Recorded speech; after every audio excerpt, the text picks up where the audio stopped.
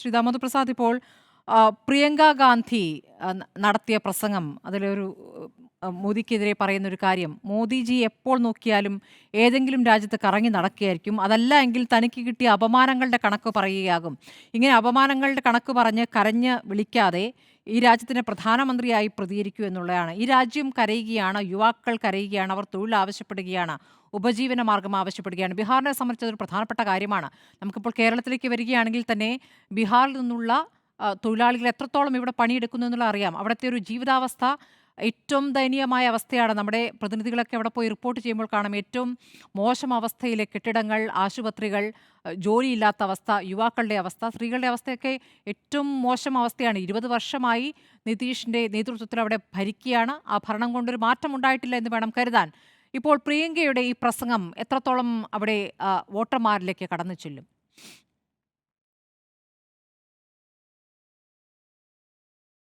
ഒരു രാഷ്ട്രീയ പ്രസംഗത്തിന് ഉപരിയായിട്ട് ഒരു യാഥാർത്ഥ്യം അതിനകത്ത് പ്രിയങ്ക വിവരിക്കുന്നത് ഇന്ന് വിശദമായിട്ട് ഹിന്ദു പത്രത്തിൽ അതിനെക്കുറിച്ചിട്ട് കാണാം നമുക്ക്. അതായത് ഏറ്റവും ഒരു ക്രൂഷ്യൽ ഇഷ്യൂ അവിടെ നിൽക്കുന്നത് യുവാക്കളുടെ ഇടയിലുള്ള വ്യാപകമായിട്ടുള്ള തൊഴിലില്ലായ്മ തന്നെയാണ്. അത് അതിവ്യാപകം എന്ന് വെച്ചാൽ നമ്മൾ വിചാരിക്കുന്നതിന് അപ്പുറത്തേക്കുള്ളൊരു പ്രതിസന്ധി ഇവിടെ സൃഷ്ടിച്ചിട്ടുണ്ട്.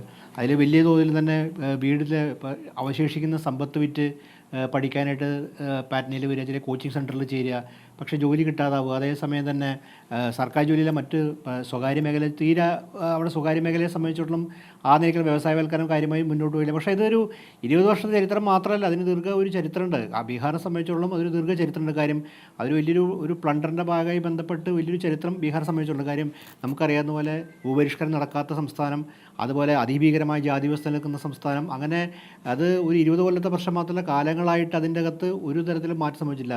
വാസ്തവത്തിൽ നമ്മൾ ജംഗൽ രാജ് എന്ന് വിളിക്കുന്ന കാലഘട്ടത്തിൽ ശരിയാണ്, പല ഈ എന്താ പറയുക മാഫിയ ഡോൺമാരൊക്കെ രാഷ്ട്രീയത്തിൽ സജീവമായ സമയത്താണ് വാസ്തവത്തിലൊരു സിംബോളിക് പ്രതീകാത്മക തലത്തിലെങ്കിലും ഒരു ജാതി വ്യവസ്ഥ അട്ടിമറിക്കപ്പെട്ട കാര്യം. ലാലു പ്രസാദിൻ്റെ ജാതത്തിലൊരു വലിയ മാറ്റം ഏത് ചെറിയ തോതിലാണെങ്കിൽ അതിൻ്റെ ഒരു പ്രതീകാത്മക തലത്തിലാണെങ്കിലും വലിയ മാറ്റം വന്ന കാര്യം.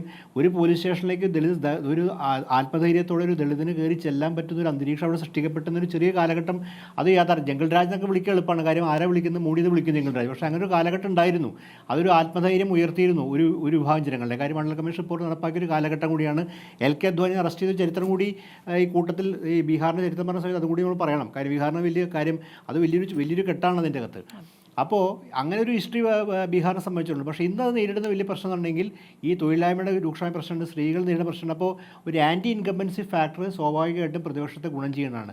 അങ്ങനെ അജണ്ട രാഹുൽ ഗാന്ധി ശരിക്കും സെറ്റ് ചെയ്തിരുന്നു. ആ അജണ്ട എന്ന് പറയുന്നത് ഈ വോട്ടധികാർ യാത്രയെ ബന്ധപ്പെട്ട് വ്യാപകമായിട്ടുള്ള സ്പെഷ്യൽ എന്താ പറയുക ഒരു വളരെ റിപ്രസീവ് മെഷർ നിലയ്ക്കാണ് അത് വന്നത്. ആ റിപ്രസീവ് മെഷർ ഒരു വലിയ തരത്തിൽ എന്താ പറയുക ഒരു വോട്ടർ ഹരാസ്മെൻറ്റ് മെത്തേഡ് പോലെ തന്നെ നമുക്ക് നോട്ട് നിരോധനം പോലെ നമുക്കൊരു അനുഭവം ഉണ്ട്. അതിപ്പോൾ കേരളത്തിൽ നടപ്പാക്കി കാര്യം പ്രത്യേകം ചർച്ച ചെയ്യേണ്ട സ്പെഷ്യൽ ഇൻറ്റൻസീവ് റിവിഷനെ കുറിച്ച്. കാരണം അതിനകത്തൊരു ഹരാസ്മെൻറ്റിൻ്റെ വശമുണ്ട്. കാര്യം നമ്മളെല്ലാം നമ്മുടെ ഡോക്യുമെൻറ്റ്സായി പോയി പ്രൂവ് ചെയ്ത് തന്നെങ്കിൽ അതിൽ ഇത് തിരിച്ച് ഇങ്ങനെ ഈ ഇൻറ്റൻസീവ് റിവിഷനിൽ പരിഗണിക്കപ്പെടുന്നു. അപ്പോൾ ഇതൊക്കെ പ്രൂവ് ചെയ്യാൻ നമ്മൾ നിർബന്ധവും സാഹചര്യവും അതിൻ്റെ ഒരു ആശങ്കയും അത് ഏതൊക്കെ തോതിൽ ബാധിക്കും എന്നുള്ളത്, അത് പൗരത്വം തന്നെ ബാധിക്കും തുടങ്ങിയുള്ള ഒരു ഒട്ടനവധി ആശങ്ക അത് ഒരു സംസ്ഥാനം മാത്രം ഇന്ത്യയിലുണ്ട്. ഇപ്പോൾ പ്രധാനപ്പെട്ട കാര്യം വന്നിട്ടുണ്ടെങ്കിൽ ഈ SIRന് ശേഷം സംഭവിച്ചൊരു കാര്യമാണ്. SIRന് ശേഷം സംഭവിച്ചാൽ അവിടെ ഡ്യൂപ്ലിക്കേറ്റ് വോട്ടർമാരുണ്ട് വന്നിരിക്കുന്നു.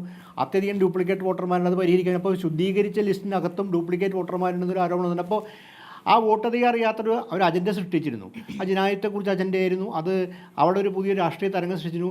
രണ്ടാമതായിട്ട് നിതീഷ് കുമാർ പ്രായമായിട്ട് രാഷ്ട്രീയത്തിൽ പിന്മാറാനുള്ള സാധ്യത, കാര്യം BJP കംപ്ലീറ്റ് അധികാരം പിടിച്ചെടുക്കുമെന്നൊരു സാധ്യത നിലനിന്നിരുന്നു. പക്ഷേ ഇപ്പോൾ അത് നിതീഷ് കുമാറിനെ വീണ്ടും മുഖ്യമന്ത്രി സ്ഥാനത്ത് കൊണ്ടുവന്നാലും ആ പ്രശ്നം അവിടെ അവശേഷിക്കുന്നുണ്ട്. അദ്ദേഹത്തിൻ്റെ പ്രായാധിക്യം തുടങ്ങിയാറുണ്ട്. ഇതിൻ്റെ ഇടയിലാണ് ജൻസുരാജ് പാർട്ടി, പ്രശാന്ത് കിഷോറിൻ്റെ പുതിയ പാർട്ടി വരികയും ഈ ആ നിലയ്ക്ക് ആൻറ്റി ഇൻകംബൻസിയുടെ ഒരു വിഭാഗം ഷെയർ കൊണ്ടുപോകാനുള്ള അതിനെതിരെ അതുകൊണ്ട് തന്നെ ജൻസുരാജ് പാർട്ടിക്കെതിരെ ആരോപണമുണ്ട്. കാര്യം അതൊരു BJPയുടെ ഒരു ഗെയിമായിട്ട് തന്നെ പല ആൾക്കാരും കണ്ട്. കാര്യം ആൻറ്റി ഇൻകംബൻസിയുടെ ഒരു വിഭാഗം അപ്പോൾ BJP എല്ലാവിധ ആ പൊളിറ്റിക്കൽ ഗെയിം കളിക്കും. പക്ഷേ ഇതിനെ അതിജീവിക്കാൻ ആൻറ്റി ഇൻകംബൻസിക്ക് പറ്റുമെന്നുള്ളതാണ്. ഒരു കാര്യം നമുക്ക് കാണാതിരിക്കാൻ പറ്റില്ല. ഇതിൻ്റെ അകത്ത് ആൻറ്റി ഇൻകംബൻസി ഫാക്ടറിന് തന്നെ രാഹുൽ ഗാന്ധി ഉയർത്തിയൊരു രാഷ്ട്രീയമുണ്ട്. പക്ഷേ രാഹുൽ ഗാന്ധി എവിടെ പോയിന്ന് ആൾക്കാർക്ക് ചോദിക്കുന്നുണ്ട്. കാര്യം തീർച്ചയായിട്ടും ആ ഒരു പ്രശ്നം കാണാതിരിക്കേണ്ട കാര്യം ഈ രാഹുൽ ഗാന്ധിയുടെ ഒരു പൊളിറ്റിക്സിൽ എപ്പോഴും ഒരു കൺസിസ്റ്റൻസി പ്രധാനപ്പെട്ട ഫാക്ടറാണ്. നിങ്ങളൊരു സംഭവം രാഹുൽ ഗാന്ധി കഴിഞ്ഞ ദിവസം അവിടെ വന്ന് കുളത്തിൽ മീൻ പിടിക്കുകയൊക്കെ ചെയ്തിട്ടുണ്ട്. അതുണ്ട്. പക്ഷേ കഴിഞ്ഞ ഈ വോട്ടധികാര യാത്രയ്ക്ക് ശേഷം രാഹുൽ ഗാന്ധി അത് പലരും റിപ്പോർട്ട് ചെയ്യുന്നു, കുറച്ചു കാലം അഭാവത്തിലായിരുന്നു. പിന്നീട് അദ്ദേഹം ഹരിയാനയിൽ മരിച്ച ഹരിയാനയിലെ ഡോക്ടർ IAS ഓഫീസർ വീട്ടിൽ പോയി. അതുപോലെ തന്നെ മഹാരാഷ്ട്രയിൽ അദ്ദേഹം ഉണ്ടായിരുന്നു. പക്ഷേ ഒരു ഇലക്ഷൻസ് നിൽക്കുന്ന സമയത്ത് തീർച്ചയായിട്ടും തേജസ്വി രാജന് ഒരു സ്പേസ് കൊടുക്കുന്നതായിരിക്കാം ഇതിനകത്ത്. പക്ഷേ ആ കൺസിഡായി നിൽക്കുന്ന, ഞാൻ പറയുന്നതായിട്ടല്ല, അത്രയൊരു ഒരു രാഷ്ട്രീയ ലീഡറെ സംബന്ധിച്ചുള്ള പ്രധാനമന്ത്രിയല്ല. പക്ഷേ അതൊക്കെ ഒരു തരത്തിൽ എനിക്കൊന്ന് ഈ പ്രിയങ്കാരം ആ വേക്കമൊക്കെ ഫില്ല് ചെയ്യുന്നുണ്ട് വേറെ തരത്തിൽ. അപ്പോൾ ഈ ആൻറ്റി ഇൻകംബൻസി എങ്ങനെ റിസൾട്ട് ചെയ്യും എന്നുള്ളതാണ് ഇവർ ഉയർത്തുന്ന വാദം. ആ ആൻറ്റി ഇൻകംബൻസി റിസൾട്ട് ചെയ്യുന്ന സമയത്ത് അതിനെ സ്പ്ലിറ്റ് ചെയ്യാനുള്ള 100 ഘടകങ്ങളുണ്ട്. ഒന്ന്, ഈ ജൻസ്വരാജ് പാർട്ടിയുടെ ഇടപാട് എന്തായിരിക്കും. നേരത്തെ സൂചിച്ച പോലെ OICയുടെ പാർട്ടി എങ്ങനെയാണ് സീമാഞ്ചൽ ഭാഗത്ത് വ്യാപകമായ രീതിയിൽ RJDക്ക് സഹായകമായിട്ട് വരേണ്ടതാണ് മുസ്ലിം വോട്ട്. കാര്യം അത് തീർച്ചയായിട്ടും അവിടെ ഒരു BJP വിരുദ്ധ ഒരു സാധ്യതയുണ്ട്. കാര്യം സീമാഞ്ചൽ വലിയ പ്രദേശമാണ്, ഒരുപാട് മുസ്ലിം ഭൂരിപക്ഷ സ്ഥലമാണ് അവിടെ, ഒരുപാട് സീറ്റ്. അപ്പോൾ അവിടെയൊക്കെ തന്നെ ഈ OIC സൃഷ്ടിക്കുന്ന സ്പ്ലിറ്റ് ഒരു പക്ഷേ അത് BJPക്ക് ആത്യന്തികമായി മറ്റേ NDAക്ക് ഗുണകരമായി മാറും. അതേപോലെ തന്നെ ഇപ്പോൾ കുർമി വിവാദത്തെക്കുറിച്ച് പറഞ്ഞു. അവരുടെ ഈ ആശങ്ക നിലനിൽക്കേണ്ട കാര്യം, നാളെ നിതീഷ് കുമാറിൻ്റെ ഒരു അഭാവത്തിൽ BJP ഇത് പിടിച്ചെടുക്കും എന്നുള്ള കാര്യം. അവരൊക്കെ ഒരു സോഷ്യലിസ്റ്റ് പാരമ്പര്യമുള്ള ആൾക്കാരാണ്, BJPയുടെ ട്രെൻഡിൽ നിന്ന് വരുന്ന, BJPയുടെ രാഷ്ട്രീയത്തിൽ നിന്ന് വരുന്ന ആൾക്കാരല്ല. അപ്പോൾ അവർക്ക് ആ ഒരു ആശങ്ക നിലനിൽക്കുന്നുണ്ട് അതിനകത്ത്. കാര്യം നിതീഷ് കുമാറിൻ്റെ അഭാവത്തിൽ JDU വിഴുങ്ങപ്പെടും, അതുപോലെ BJP പാർട്ടി അധികാരം പിടിച്ചെടുക്കും തുടങ്ങിയ അങ്ങനെ ഒട്ടനവധി ആശങ്ക. അപ്പോൾ ഇതിൻ്റെ അകത്ത് എന്തായാലും നിലനിൽക്കുന്ന സാഹചര്യത്തിൽ ഒരു മുന്നണി, ഇപ്പോൾ വിജയം മഹാഗഠബന്ധനാണെങ്കിലും NDA ആണെങ്കിലും ആരൊരു മേൽക്കൈ നേടിയിട്ടില്ല. പക്ഷേ പ്രതിപക്ഷം ഒരു മേൽക്കൈ അത് സൃഷ്ടിച്ചിരുന്നു. പക്ഷേ അതിന് ആ മേൽക്കൈ നിലനിർത്താൻ സാധിച്ചു. അതിന് ചെറിയൊരു ആ മേൽക്കൈ വേണ്ട പോലെ നിലനിൽക്കാൻ സാധിച്ചോ എന്ന് എനിക്കറിയില്ല. അതിനൊക്കെ പിന്നോട്ട് ഒരു തരത്തിൽ നരേന്ദ്രമോദിയെ കൺസിനേക്കാമെന്നും ഇന്ത്യ സഖ്യത്തിന് അനുകൂലമായിരുന്നു എന്നുള്ള ഒരു പോസിറ്റീവായ കാര്യം അവരെ സംബന്ധിച്ചുണ്ടായിരുന്നു. ഈ അവസാന ഘട്ടത്തിലേക്ക് ആത്മവിശ്വാസം എത്രത്തോളം അവർ മുന്നോട്ട് കൊണ്ടുവരുന്നു എന്നുള്ളതാണ് അങ്ങയുടെ സംശയം. ഏതായാലും 35-കാരനായ തേജസ്വി, ഒരു കാര്യം, പിന്നെ സ്ഥിരമായിട്ട് BJP പറഞ്ഞോളൂ. പിന്നെ സ്ഥിരമായിട്ട് BJP ഉന്നയിക്കുന്ന വാദമുണ്ട്, അത് ഈ ഡൈനാസ്റ്റി പൊളിറ്റിക്സ് ആണ്.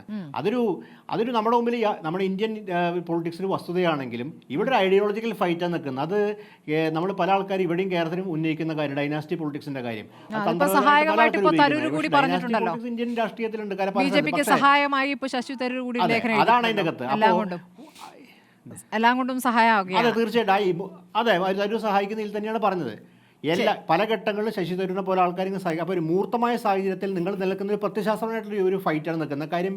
അതാണ് മുഖ്യ വൈരുദ്ധ്യം. അല്ലാതെ ഡൈനാസ്റ്റി പൊളിറ്റിക്സ്, ഡൈനാസ്റ്റി പൊളിറ്റിക്സ് ഇന്ത്യയിലെ രാഷ്ട്രീയത്തിൽ ഇന്ന് തുടങ്ങിയതല്ല. പല ഘട്ടങ്ങളിലും പല സംസ്ഥാനങ്ങളിലും പല പാർട്ടികളും ഉണ്ട്. പക്ഷേ ഇവിടെ നിൽക്കുന്ന ഒരു പ്രത്യശാസ്ത്ര ഒരു സമരമായിരിക്കെ അതിനകത്ത് എന്താണ് ഇടപെടലിനെ കുറിച്ച് കൃത്യത തരൂരിനെ പോലെ ഇല്ല എന്നുള്ളത്. തരൂർ ഈ ഡൈനാസ്റ്റി പാർട്ടിയിലേക്ക് തന്നെയല്ലേ പാർലമെന്ററി മെമ്പറായിട്ട് കടന്നു വന്നത്. ഇന്ന് തിരിച്ചറിവുണ്ടായതില്ല. അപ്പോൾ ഈ സമയത്ത് മലയാളത്തിൽ അതെ, അപ്പോൾ അതൊക്കെ അറിയാഞ്ഞിട്ട് എഴുതല്ല, വളരെ ബോധപൂർവം തന്നെ ഒരു ഇലക്ഷൻ്റെ മൂർധന്യാവസ്ഥയിൽ അദ്ദേഹം എഴുതിയത് നിഷ്കളങ്കമായ എഴുത്തല്ല. അത് മലയാളത്തിൽ എഴുതിയാണെങ്കിലും അതിന് വ്യാപകമായിട്ട് റിസൾട്ട് ഉണ്ടാകും. അപ്പോൾ ഇത്തരം ആൾക്കാർ കോൺഗ്രസിനോട് ചെയ്യുന്നതും അല്ലെങ്കിൽ ഇവിടുത്തെ സെക്യുലർ രാഷ്ട്രീയത്തോട് അല്ലെങ്കിൽ BJP വിരുദ്ധ രാഷ്ട്രീയത്തോട് ചെയ്യുന്ന ഒരു തരത്തിൽ വഞ്ചനാപരമായ നിലപാടും കൂടി തിരിച്ചറിയാനുള്ള അവസരം കേരളത്തിലെ ആൾക്കാരും കൂടി ഉണ്ടെന്നൊരു അവസ്ഥയുണ്ട്. രണ്ടാമതായിട്ടൊരു പ്രധാനപ്പെട്ട കാര്യം വെച്ചിട്ടുണ്ടെങ്കിൽ ഈ ആൻറ്റി ഇൻകംബൻസിയെ സംബന്ധിച്ചിടത്തോളം ആൻറ്റി ഇൻകംബൻസി തന്നെയാണ് പ്രധാനപ്പെട്ട ഫാക്ടർ ഈ ഇലക്ഷനിൽ. ഒരു സംശയം അതിൻ്റെ അകത്ത് വേണ്ട. ആൻറ്റി ഇൻകംബൻസിന് ഇവർക്ക് എങ്ങനെ ഓഫ്സെറ്റ് ചെയ്യാൻ പറ്റുമെന്ന് തന്നെയാണ് BJPയും നിതീഷ് കുമാറും രാഷ്ട്രീയ തന്ത്രങ്ങളും. അത് ചിരാഗ് പാസ്വാൻ ഉപയോഗിച്ചിട്ട്, ജൻസ്വരാജ് പാർട്ടി ഉപയോഗിച്ചിട്ട്, നമ്മുടെ OICയുടെ MIM ഉപയോഗിച്ചിട്ട് തന്നെ ഉപയോഗിക്കുന്നത്. അപ്പോൾ ആൻറ്റി ഇൻകംബൻസിനെ എങ്ങനെ ഓഫ്സെറ്റ് ചെയ്തുകൊണ്ട് ഇവർക്ക് ഒരു മേൽക്കൈ നേടാൻ പറ്റുന്ന ആലോചന. അല്ലാതെ ഈ നിതീഷ് കുമാറിന് തീർച്ചയായും ജാതി സർവേയുടെ ഒരു നേട്ടമുണ്ട്, പക്ഷെ അത് RJD ക്ലെയിം ചെയ്യണം. പിന്നെ ഒരു പ്രധാനപ്പെട്ട കാര്യം നേരത്തെ ഈ പോപ്പുലിസത്തിൻ്റെ ഒരു എലമെൻറ്റ്, അത് നമ്മൾ വേറെത്തിലൊരു ജനാധിപത്യത്തിൻ്റെ ഒരു മേന്മയായിട്ട് കാണണം. കാര്യം ജനാധിപത്യത്തിൽ ആത്യന്തികമായിട്ട് വോട്ടർമാരെ അഭിമുഖീകരിക്കാൻ ബാധ്യതപ്പെട്ട രാഷ്ട്രീയ പാർട്ടികൾ, അത് കേരളത്തിലായിക്കോട്ടെ ബീഹാറിലായിക്കോട്ടെ, അപ്പോൾ അവർക്ക് പോപ്പുലിസ്റ്റായ നിവൃത്തിയുള്ളൂ. അവരെ സിനിമ ഇലക്ഷൻ ഘട്ടത്തുമ്പോൾ പോപ്പുലിസ്റ്റ് മെഷേഴ്സ് എടുക്കുക എന്നുള്ളത് വോട്ടർമാരെ പേടിച്ചിട്ടാണ്. അത് ഈ ഭരണാധികാരികളുടെ മികവോ കഴിവൊന്നുമല്ല, വോട്ടർമാരെന്ന് വിളിക്കുന്ന ഒരു യാഥാർത്ഥ്യ ജനാധിപത്യത്തിൽ ഉണ്ട് എന്നുള്ളതുകൊണ്ട് അവർക്ക് നിർബന്ധമായിട്ട് അവരെ അട്രാക്ട് ചെയ്യാനായിട്ട് എല്ലാ സംസ്ഥാനങ്ങളിലും നടപ്പാക്കിക്കൊണ്ടിരിക്കുകയാണ്.